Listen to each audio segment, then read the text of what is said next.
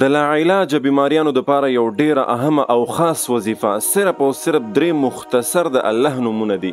دا وظیفه دا واورئ او د ثواب په نیت باندې د کتلو نه مخکې ټولو مسلمانانو ته ورسوئ. د دې ویډیو شیر کول دا ستاسو ذمواري ده. دا وظیفه دومره خاص وظیفه ده، دا یاد وساتئ. دا د داسې شخصیت وظیفه ده، د داسې عالم نه رانقل شوې دا وظیفه چې هغه عالم هغه شخصیت نن په جنت البقیع کې د عثمان غنی رضی الله عنه خواته دفن ده. دومره بختور شخصیتو او دا وظیفه چې چا هم په یقین سره کړې ده الله جل شانه هغه ته شفا ورکړي.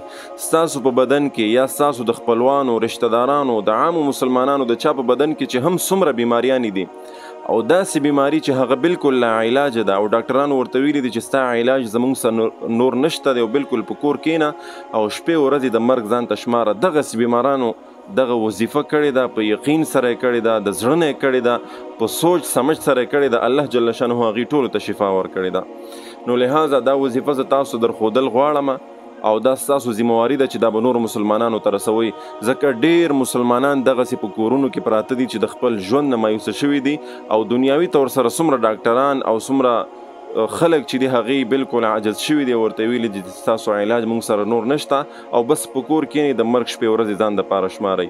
لہذا د هر قسم بیماری علاج د الله جل شانه سره دی، ځکه تکلیف غم مصیبت د الله راولي نو الله ورسره علاج او طریقه هم رالیږي. لہذا دا تاسو زه درښودل غواړم. درې مختصر د الله نومونه دي: یا الله، یا سلام، یا قویو. یا الله، یا سلام، یا قویو. دومره اسان ګوره د دنیا علاجونه به تاسو کړي، په ډاکټرانو هسپتالونو پیسې به په ځان باندې خرج کړي، نو دغه اسان عمل ولې ځان دپاره نه کوئ؟ یا الله، یا سلام، یا قویو. یا الله، یا سلام، یا قویو. طریقې کار دا دی چې دا به د ورځې 314 کرته وایي، 313 مرتبه 313.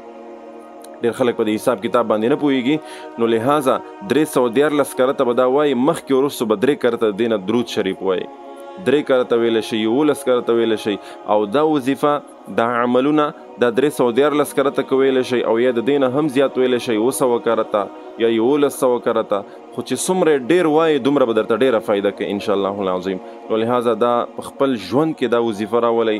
که روغ خلق دی هغې دی هم وی الله جل شانه مې د هر قسم ناعلاجه بیماریانو نه ساتي، د غټو بیماریانو نه به ساتي، د غټو مرضونو نه به ساتي.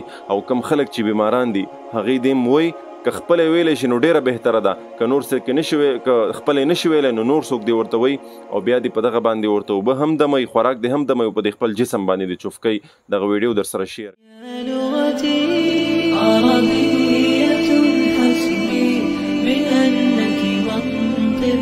وبياني عربية قلبي وروحي أحرفي